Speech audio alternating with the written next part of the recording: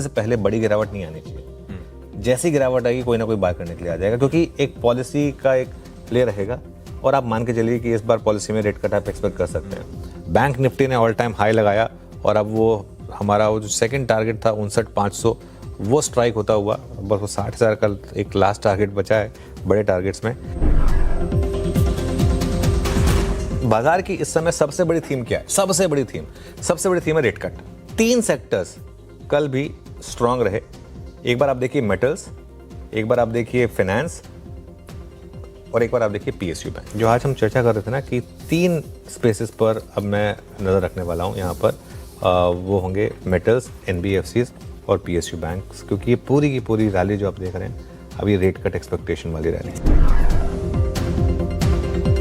कि ना सिर्फ आप अपनी लॉन्ग पोजीशन को कैरी करिए बल्कि आप यहाँ पर और ऐड करिए। पॉसिबिलिटी है कि कल खुलते ही हम ऑल टाइम हाई लगा दें, क्योंकि हम बंद हो रहे हैं 26,208 पर।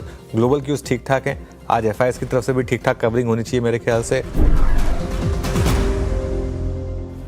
अपफ्रंट कमेंट्री पहले था। बिल्कुल। गुड मॉर्निंग आशीष, गुड मॉर्निंग विरूप। और देखिए 22,000 भी देखा था हमने इस साल, 22,000 जहाँ पर वो 10 महीने की एसआईपी की बात हुई थी, और 22,000 से आप देखिए 26,000 का सफ़र हमने तय किया है। मतलब आपको लगेगा भले कि एक साल में निफ्टी ने कुछ नहीं किया, लेकिन अगर आप वो उसके बाद जो एकदम बिल्कुल अप्रैल में करीब जो लो लगे थे वहाँ से अगर आप देखेंगे तो हमारी मार्केट ने बहुत शानदार परफॉर्मेंस दिखाया एक्चुअली। और देखिए इस बाज़ार में, और सिर्फ बाज़ार की बात नहीं है, मैं लाइफ की बात बताता हूँ, क्योंकि मैं काफ़ी कुछ आजकल लाइफ लेसन्स की बात भी करता हूँ। पिछले 3-4 साल का मेरा पर्सनल एक जो सबसे बड़ी लर्निंग रही है ना आशीष, वो ये है कि लाइफ में कुछ भी हो जाए आपको पॉजिटिव रहना चाहिए। नेगेटिव है कि आप कुछ कर तो पाएंगे नहीं, पॉजिटिव रहेंगे तो कुछ ना कुछ फ़ायदा ही होगा। और इस मार्केट में जो पॉजिटिव रहा है उसको बड़ा तोहफा मिला है। क्या है ना, मैं आपको बताऊं, मुझे वैसे फ्रैंकली बोलूं तो काफ़ी मैं इस चीज़ को लेकर थिक स्किन्ड हूँ, लेकिन बहुत लोग ट्रोलिंग करते हैं कि परमा बोलो, आप परमा बोलो, सिर्फ पॉजिटिव सोचते हो, सिर्फ पॉजिटिव सोचते हो। हम नहीं सोचते, वो स्क्रीन बता रही है और एक लॉजिक बता रहा था कि आप पॉजिटिव रहिए इस मार्केट पर।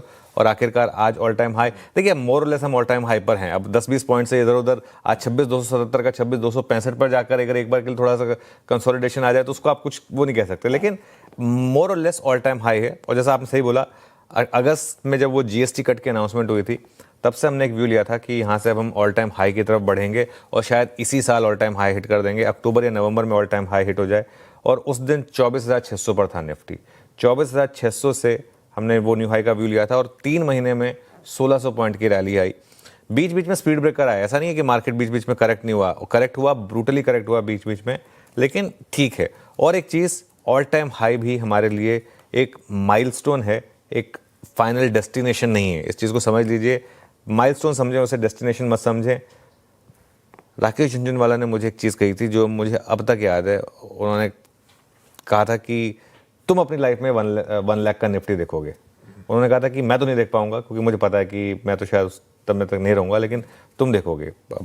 खैर, you never know in life, लेकिन उसमें वक्त लगेगा, ऑब्वियसली टाइम लगेगा। लेकिन 2026 का अगर आपका व्यू है, फॉर एग्जांपल हमने 30,000 का एक व्यू लिया था अक्टूबर में कि अगर आप 2026 का व्यू ले रहे हैं तो 30,000 का निफ्टी टारगेट रखिए। और वो कोई, उसमें कोई बहुत ज़्यादा नहीं है। देखिए मैं आपको चीज़ बताता हूँ, और ऐसा नहीं है कि बीच में करेक्शन नहीं आएंगी।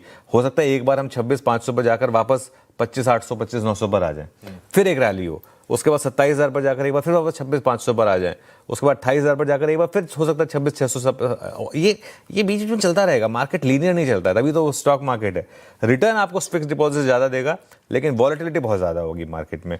बड़ा पैसा उसका रहेगा जो मार्केट में बना रहेगा बेसिकली। सितंबर 2024 में हमने ऑल टाइम हाई लगाया था। आज 14 महीने हो गए, एग्जैक्ट 14 महीने हो गए, उससे 3-4 दिन फालतू ही हो गए बेसिकली, जिसमें निफ्टी का रिटर्न 0 है। इसके पीछे बैंक निफ्टी ने बहुत शानदार रिटर्न दिया, लेकिन निफ्टी का रिटर्न 0 है।